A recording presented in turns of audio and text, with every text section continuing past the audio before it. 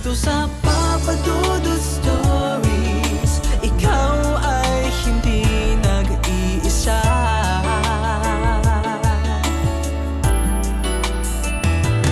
Dito sa Papa Dudut Stories, may nagmamahal sa'yo. Papa Dudut Stories, Papa Dudut Stories. Dear Papa Dudut, sa lahat po ng mga nakatutok ngayon, huwag kalimutan na mag-like, mag-share at mag-subscribe.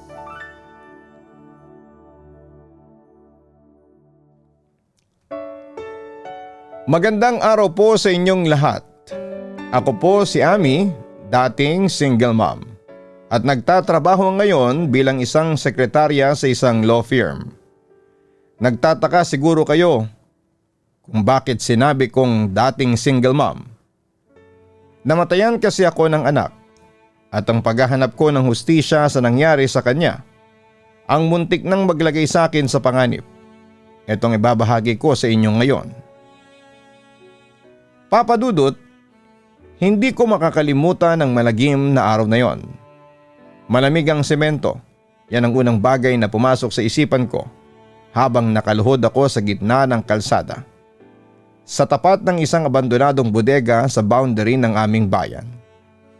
Hindi ko alintana ang gumagaralgal na busina ng mga sasakyang nagtatangkang dumaan. Ang tanging nakikita ko lamang ay ang kupas na chalk mark sa kalsada. Ang hugis ng katawan ng anak ko, si Jojo. 10 taong gulang pa lamang siya noong bawian ng buhay. Ami, tumayo ka na dyan, bulong ni Aling Marta, ang kapitbahay naming tindera. Wala na si Jojo, hindi na siya babalik pa kahit gaano mo katitigan ang kalsadang yan. Umiling ako at hindi sapat ang aksidente, sabi ng pulis, hit and run. Madilim daw ang gabi, mabilis ang sasakyan at walang CCTV sa parting ito ng highway. Pero may mali, Papa Dudut. Kilala ko si Jojo. Tinuruan ko siyang tumingin sa kaliwat kanan bago tumawid. At bakit siya narito? Malayo ito sa dinadaanan niya pauwi galing sa eskwela. Tumayo ako, pinagpaagang maungkong puno ng alikabok at tinitigan si Aling Marta sa mga mata. Sino ang nakikita? Sino ang nakakita, Aling Marta? Alam ko may nakakakita. Umiwas siya ng tingin. Madilim, Ami, sabi nila isang itim na SUV. Pero mabilis ang pangyayari. Doon nagsimula ang aking paglalakbay sa impyerno. Papa Dudut, lumipas ang 7 araw matapos ang libing. Bilang isang single mom, ang buhay ko ay umikot lamang kay Jojo. Ngayong wala na siya, ang bawat sulok ng bahay namin ay parang sumisigaw ng katahimikan. Hindi ko kayang maupo lamang at tanggapin na aksidente ang lahat. Nagsimula akong magtanong-tanong. Tinuntahan ko ang lahat ng vulcanizing shop, karinderya at terminal ng tricycle malapit sa pinangyarihan. Boss, baka may napansin kayong itim na SUV noong Martes ng gabi. Maraming gasgas sa harapan o baka basag ang headlight? Tanong ko sa isang mekaniko. Wala ho ma'am, pero alam nyo, may isang babaeng laging tumatambay doon sa waiting shed bago mangyari yung banggaan. Parang may hinihintay. Sagot ng lalaki habang nagpupunas ng madungis na kamay. Kumaba ang dibdib ko. Babae? Anong itsura? Naka-shades ma'am pero parang pamilyar siya rito sa atin. Yung lagi nakasuot ng pangsimbahan. Doon ko unang naramdaman ang kakaibang lamig sa aking batok. Pangsimbahan. Samantala hindi ako makatulog. Bawat pikit ko ay nakikita ko ang mga mata ni Jojo. Kaya sa halip na humiga, ginawa kong war room ang aming maliit na dining table. Nakalatag ang sketch ng kalsada at mga litratong kinuha ko gamit ang luma kong cellphone. at isang listahan ng mga plaka ng sasakyan na nakuha ko mula sa logbook ng subdivision malapit sa highway. Hindi ito random. Bulong ko sa sarili ko habang tinititigan ang mapa. Naalala ko pa noong college ako nung nag-aral ako ng criminology dahil pangarap kong maging pulis noon. Pero hindi nga ako natuloy dahil nabuntis ako kay Jojo. Gayunpaman ay marami akong natutunan noon sa pag-aaral ko ng criminology at isa na roon ang tamang paraan ng pag-iimbestiga. Napansin ko ang isang pattern. Isang linggo bago ang insidente, may isang itim na SUV na 3 beses pabalik-balik sa tapat ng school ni Jojo. Nakita ko ito sa background ng isang stolen shot na kinuha ng isa pang magulang sa school. Malabo ang plaka pero may isang sticker sa rear window, isang Saint Benedict medallion sticker. Kaya binalikan ko ang waiting shot. Sa pagkakataong ito ay hindi ako nagtanong sa mga tindera. Pinuntahan ko si Mang Isko, ang lalaking laging nakaupo sa kanto na akala ng marami ay baliw. Pero alam kong siya, ang mata ng kalsadang yon. Mang Isko, nung Martes ng gabi, may nakita ka bang huminto rito bago mag-alas 8? Tanong ko sabay abot ng mainit na kape at tinapay. Tumingin siya sa akin, ang kanyang mga mata ay tila nakakita ng mga bagay na ayaw makita ng iba. Ang itim na kabaong na may gulong, sabi niya sa paus na boses. Uminto siya rito, lumabas ang isang babae. Hindi siya nagmamadalit, parang may ginagawang pagdarasal. Nagdarasal? Kumunot ang noo ko. Oo, hawak niya ang rosaryo niya habang nakatingin sa dulo ng kalsada. Doon sa dulo kung saan laging dumadaan ang bata. Napatayo ang balahibo ko. Ang imahe ng isang taong nagdarasal habang naghihintay ng papatayin ay mas nakakatakot kesa sa kahit na anong halimaw. Samantala pagkatapos ng pakikipag-usap ko kay Mang Isko ay pumunta ako sa simbahan. Dinala ako ng aking mga paa sa opisina ng parokya. Alam kong doon naglalagi si Rowena. Nagpanggap ako mag-aabot ng donasyon para sa mass intention ni Jojo. Habang nagsusulat ako ng impormasyon sa logbook, pasimple kong nilibot ang paningin ko sa parking lot ng simbahan. Doon ko nakita isang itim na SUV. Dahan-dahan akong lumapit, ang puso ko ay parang gustong tumalon sa lalamunan ko. Tinignan ko ang bumper bagong pintura. Masyadong makintab kumpara sa ibang bahagi ng sasakyan. At sa rear window naroon ang Saint Benedict medallion sticker. Ginamit ko ang susi ng bahay ko para pasimpleng kaskasin ang bahagi ng bagong pintura sa bumper. Halos himatayin ako sa nakita ko sa ilalim ng itim na pintura. Isang bahid ng pula. Hindi ko matukoy kung pintura ba yon o dugo. Hindi ko masabi pero sa huli umalis na lamang ako sa lugar dahil narinig kong palabas na si Rowena ng opisina kasama ang isang babae at papunta na sila sa lugar kung saan nakapark ang SUV niya. Umuwi ako sa bahay at nagpahinga muna. Samantala bigla ko naalala na si Jojo ay laging may dalang digital voice recorder. Hiling niya ang magkunwaring reporter. Nung binalik ng pulis ang mga gamit niya, sabi nila ay sira na ito dahil sa impact. Dinala ko ang recorder sa isang kaibigang technician. Subukan mo lang, parang awa mo na. Pagmamakaawa ko. Matapos ang 3 oras ng paghihintay, nagkaroon ng tunog. Garalgal, hangin, pagkatapos ang boses ni Jojo. Andito ko ngayon sa boundary. May sumusunod sa akin na sasakyan kanina pa. Akala ko si mama pero hindi eh. Manang, bakit niyo po ako sinusundan? Pagkatapos ay narinig ko ang tunog ng bumukas na pinto ng sasakyan. Isang boses na babae ang narinig ko. Malambing pero may talim. Jojo, halika rito. May ipapakita ko sa yung picture ng Tito Arthur mo. Gusto mo bang malaman kung paano siya pinatay ng nanay mo? Po? Hindi po mamamatay tao ang mama ko, sigaw ni Jojo. Pagkatapos ang tunog ng mabilis na pag-arangkada ng makina, isang malakas na kalabog at katahimikan. Hawak ko ang recorder, nanginginig ang buong pagkatao ko. Hindi ito aksidente, hindi ito hit and run. Ito ay isang execution. Lahat ng kaba na naramdaman ko noong bata pa ako, noong gabi sa likod ng kumbento ay nagbalik. Ang kasalanan ko ay hindi namatay kasama ni Arthur. Nabuhay ito sa loob ng puso ni Rowena. Lumaki at ngayon ay nanganak ng isa pang bangkay. Tumayo ako mula sa upuan ko sa technician shop. Hindi ko na kailangan ng pulis. Alam kong hindi nila maintindihan ang lalim ng dugong namamagitan sa amin ni Rowena. Isinilid ko ang recorder sa bulsa ko. Kinuha ang gunting sa mesa at lumabas sa ulan. Pupuntahan ko si Rowena at sa pagkakataong ito ay sisiguraduhin kong wala ng witness na may iwan. Hindi ko naman alam kung saan siya nakatira kaya doon ko siya sa simbahan pinuntahan. Nagkataon naman noong mga sandaling yun ay maraming tao sa labas. Lahat naghahanda para sa gaganaping prosesyon. At sa gitna ng maraming tao ay lumitaw si Rowena. Pero hindi siya lumapit sa akin. At sa halip ay umalis siya sa kumpol ng mga tao. Sinundan ko siya hanggang sa tumigil kaming pareho sa isang bakanting loteng 1 metro ang layo mula sa simbahan.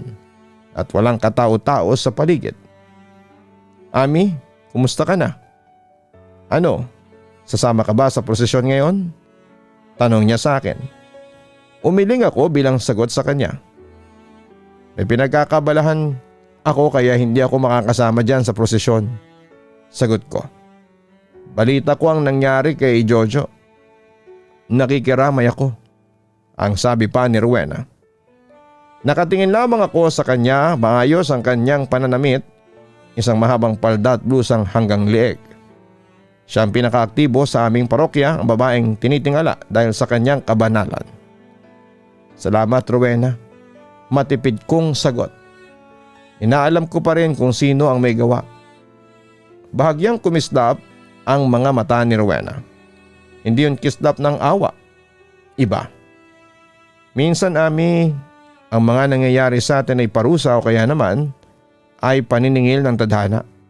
Baka dapat tanggapin mo na lang na kalooban ito ng Diyos. Napatigil ako, Papa Dudut. Kalooban ng Diyos? Nasagasaan ng isang batang walang malay at takasan nito? Hindi ganon ang Diyos na kilala ko, Rowena. Sigurado ka ba? Nakakaloko niyang ngiti. O baka naman nakalimutan mo na ang nakaraan? Bigla akong napaatras ang nakaraan. Isang alaala ang biglang sumabog sa isipan ko. Napilit kong ibinaon sa loob ng 20 taon. Noong kami ay 15 taong gulang pa lamang, si Arthur ang kuya ni Rowena ay tinitingala ng lahat. Siyang paboritong sakrista ng batang malapit nang pumasok sa seminaryo. Isang gabi matapos ang isang prosesyon, hinila ako ni Arthur sa likod ng lumang kumbento. Akala ko ay may ituturo lamang siya sa akin pero doon ko nakita ang halimaw sa likod ng banal niyang muka. Tinangka niya akong gahasain. Sa gitna ng pakikipagbuno ko, nakadampot ako ng isang matulis na bato at naihampas ko ito sa kanyang sentido. Hindi ko sinasadya, takot lang ako. Bumagsak si Arthur duguan at sa dilim ng gabing yon ay nakita ko ang isang pares ng mga mata na nanonood mula sa malayo. Si Rowena. Pero hindi siya sumigaw. Hindi siya tumawag ng pulis. Kinabukasan natagpuan ang bangkay ni Arthur at binalitang nadulas at nabago sa sementeryo. Nanahimik si Rowena para protektahan ang dangal ng kanyang kapatid. Ayaw niyang malaman ng buong bayan ng isang future priest ay isa palang rapist. Papadudot bumalik ako sa realidad nang marinig ko ang tawa ni Rowena.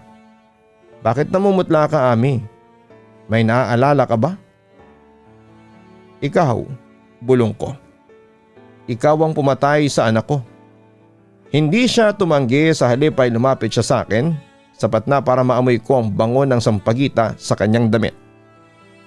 Aksidente lang ang pagkamatay ni Arthur, hindi ba? Yan ang sabi mo sa sarili mo sa loob ng maraming taon. Pabulong niyang sabi, puno ng puot. Pero para sa akin ay pinatay mo ang buhay ko. Ang pamilya ko. Ngayon ay patas na tayo. Alam mo ba ang huling sinabi ni Jojo bago ko inapakan ng gasolinador? Nanginig ang buong katawan ko. Gusto ko siyang sakalin pero parang napako ang mga mata ko sa semento. Tinawag ka niya, Ami. Mama. Pero huli na ang lahat. Gaya ng hindi mo pagtulong kay Arthur. Hindi ko rin tinulungan ang anak mo habang dahan-dahan siyang nalalagutan ng hininga sa ilalim ng gulong ko. Hindi ko na napigilan ang sarili ko. Sinunggabang ko si Rowena, nagpamiglas kami sa gitna ng kalsada at sa mismong lugar kung saan namatay si Jojo. Mamamatay tao ka, sigaw ko habang ang mga kuko ko ay bumaon sa kanyang braso. Para sa kapatid ko ito, bulyaw niya pabalik. Pero imbis na lumapit siya sa akin, tumakbo siya papalayo. Bumalik kami sa simbahan, bigla siyang nawala sa maraming tao. Hinanap ko siya pero hindi ko siya makita. Nakita ko ring magsisimula ng prosesyon ng mga sandaling yon. Papadudot ang gabing yon ay nabalot ng usok na mga kandila at amoy ng sampagita. Dinig ang mabagal at malungkot na tugtog ng banda. Ang marcha funebre na tila ba bawat palo ng tambol ay tumatama sa aking dibdib. Libu-libong deboto ang nakayapak, umihila sa mga karosa ng mga santo. Sa gitna ng dagat ng mga tao ay nakita ko siya. Si Rowena, nakasuot siya ng itim na belo. Hawak ang isang malaking kandila. Siyang nangunguna sa likod ng karosa ng Mater Dolorosa, ang inang nagdadalamhati. Ang balintuna ng sitwasyon ay halos magpatawa sa akin sa galit. Isang mamamatay tao na naglalakad sa likod ng isang luksang birhen. Kinuha ko ang aking cellphone noon, inopen ko ang aking social media account at sinet ko sa live streaming. Pagkatapos ay muli kong isinuksok ito sa bulsa ng hoodie na suot ko. Para kung ano man ang mangyari at sabihin ni Rowena ay mare-record at may ebidensya ako. Pagkatapos noon, papadudot ay dahan-dahan akong sumingit sa pagitan ng mga deboto. Bawat hakbang ko ay parang paglapit sa sarili kong hukay. Pero wala na akong takot. Ang takot ko ay namatay kasabay ni Jojo. Nang makalapit ako ay tumabi ako sa kanya. Pareho kaming nakatingin sa harapan. Sumasabay sa mabagal na lakad ng prosesyon. Hindi niya ako nilingon pero alam kong nararamdaman niya ang presensya ko. Ano, Ami? Ipapakita mo ba sa kanila kung gaano ka kademonyo? Kalmado pero nambubuyong tanong ni Rowena sa akin. Awayin mo ako sa maraming tao nang sa ganon ay makita nila ang totoong kulay mo. Dagdag pa niya habang mahinang tumatawa. Papadudot nagtimpi ako. Nagpretend akong kalahok sa prosesyon. Pero sa bawat takbang ko ay nag-uumapaw ang galit sa puso ko. Magandang kanta, hindi ba? Bulong ko. Sapat na para siya lang ang makarinig. Para itong huling himig para sa mga batang hindi na nakauwi. Bagyang nanginig ang apoy ng kandila ni Rowena. Ang katarungan ng langit ay dumarating sa takdang panahon, Ami. Sagot niya nang hindi tumitingin. Ang boses niya ay kalmado at parang tubig sa lawa na may halimaw sa ilalim. Hindi langit ang nagpinta ng pula sa bumper ng sasakyan mo, Rowena. Sabi ko habang inilalabas ko ang maliit na recorder sa bulsa ko. Pinindot ko ang play sa napakahinang volume. Itinapat ko sa tenga niya. Narinig niya ang boses ni Jojo. Bakit niyo po ako sinusundan? Nakita ko ang pagpisil niya sa kanyang rosaryo hanggang sa mamuti ang kanyang mga kuko. Akala mo ba matatago mo ang lahat sa likod ng belong yan? Sigurado kong suklam na suklam ang Diyos sa iyo, Rowena, ang sabi ko. Huminto ang prosesyon sa tapat ng madilim na eskinita sa gilid ng lumang simbahan. ang eksaktong daan patungo sa lugar kung saan namatay si Arthur 2 dekada nang nakakalipas. Hinila ko ang braso niya. Sumama ka sa akin, utos ko, o sisigaw ako dito at ipaparinig sa lahat ang boses ng anak ko. Pumunta kami sa likod ng kumbento kung saan ang mga ribolto ng mga anghel ay tila ba nagtatago sa dilim. Doon ay binitawan ko siya. Bakit, Rowena? Bakit kailangan si Jojo? Sigaw ko, ang boses ko ay basag sa pigil na puot. Lumingon siya sa akin at sa unang pagkakataon ay tinanggal niya ang kanyang belo. Ang mukha niya ay hindi na ang banal na babaeng kilala ng parokya. Punong-puno ito ng lason. Dahil kinuha mo ang lahat sa akin, bulyaw niya. Si Arthur ang tanging pag-asa ko. Siya mag-aahon sa amin sa hirap, siya ang dangal ng pamilya namin. Pero pinatay mo siya gaya ng isang aso. Tinangka niya akong gahasain pagtatanggol ko. Sana hinayaan mo na lang, bulyaw niya. Isang sagot na nagpalamig sa dugo ko. Mas mabuti pang nadungisan ka kesa mamatay ang kapatid ko. Pinanood kita, Ami. Pinanood ko kung paano mo hinampas ang ulo niya. At sumumpa ako na balang araw ay mararamdaman mo rin na mawala ng kaisa-isang buhay na mahalaga sa iyo. Tumawa siya, isang tunog na mas masakit pa sa sugat. Noong nakita ko si Jojo sa kalsada, hindi ko nakitang isang bata. Nakita ko ang mukha mo at masarap. Masarap sa pakiramdam nung maramdaman ko ang pag-alog ng sasakyan ko nang dumaan ako sa ibabaw niya. Nilabas ko ang gunting na kinuha ko sa technician shop. Kumistap ito sa ilalim ng liwanag ng buwan. Nanlaki ang mga mata ni Rowena pero hindi siya umatras. Sige, Ami, gawin mo. Hamon niya. Maging katulad kita. Patunayan mo sa buong bayan ni ikaw ay isang mamamatay tao. Total, dalawa na ang napatay mo. Ang kapatid ko at ang dangal mo. Nanginginig ang kamay ko, Papa Dudut. Gusto kong ibaon ang talim sa leeg niya. Pero sa layo ay narinig ko ang muling pagtugtog ng banda ng simbahan. Ang kanta ay para sa muling pagkabuhay, para sa pag-asa. Bigla akong napatigil. Kung papatayin ko si Rowena rito, mananalo siya. Magiging anin na lamang ako ng nakaraan gaya niya. Hindi, Rowena. Bulong ko. Hindi kita papatayin. Ngumisi siya. Akala niya ay nanalo siya. Pero nilabas ko ang aking cellphone. Kanina pa palang naka-on ang live stream sa social media ko kung saan ay nakatag ang page ng parokya.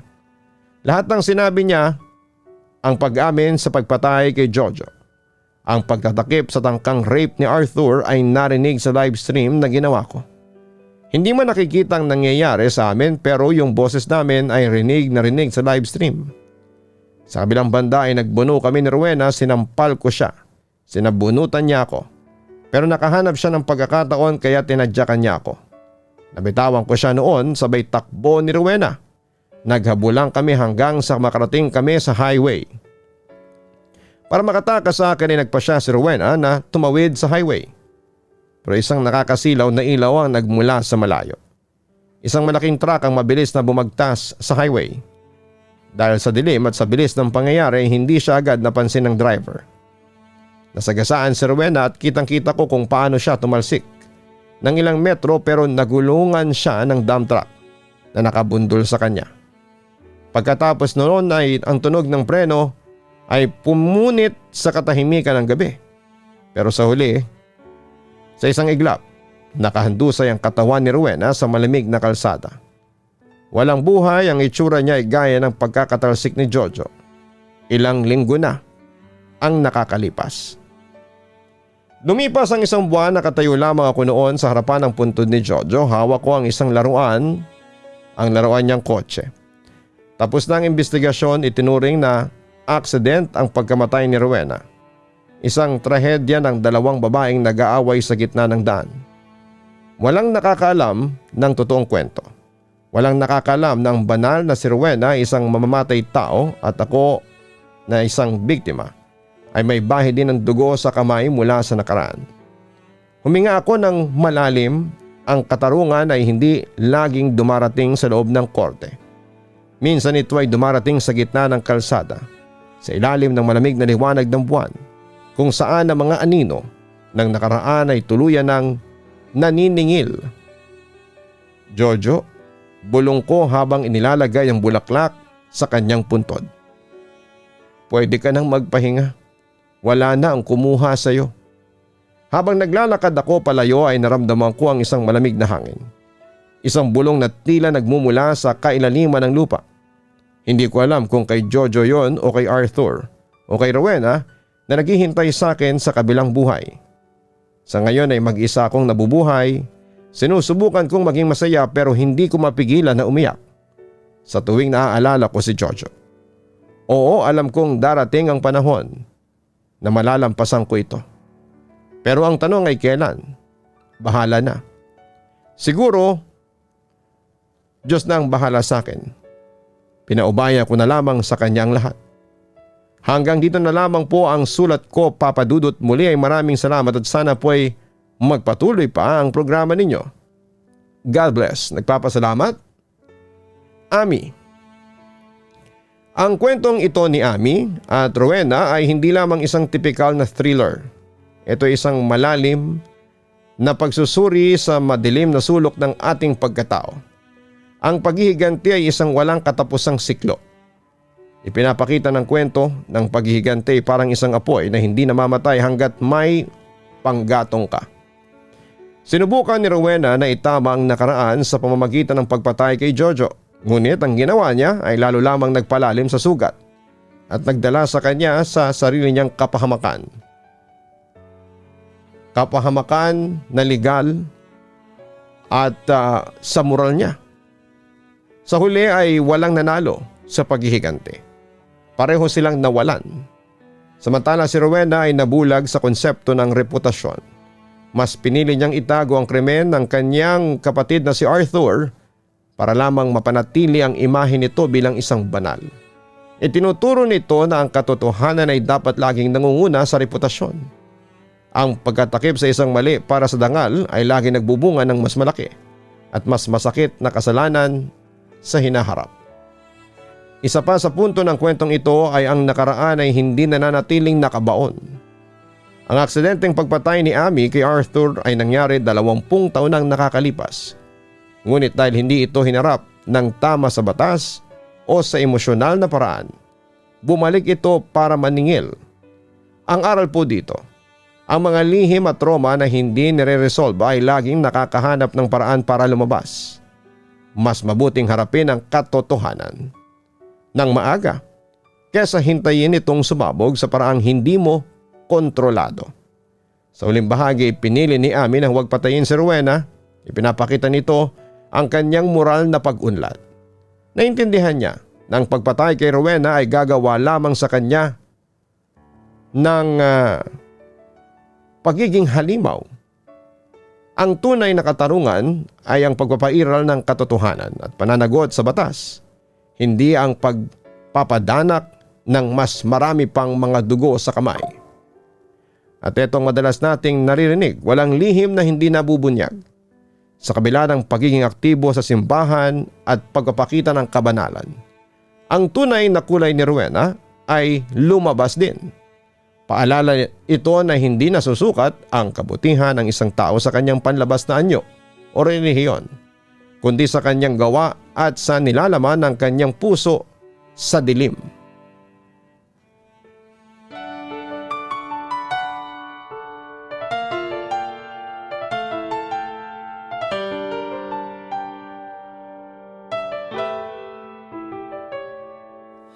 Ang buhay ay mahiwaga, laging may lungkot at saya. Sa Papa Dudut Stories, laging may karamay ka.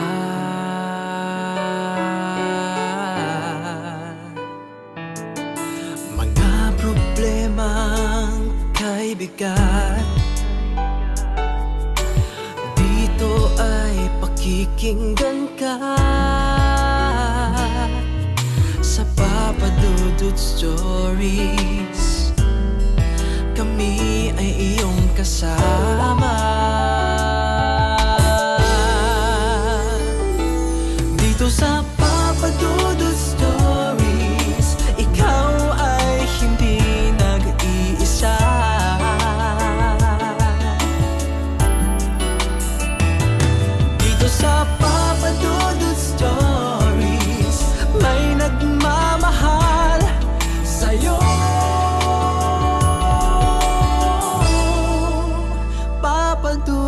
Stories. Papa Dudut Stories. Papa Dudut Stories.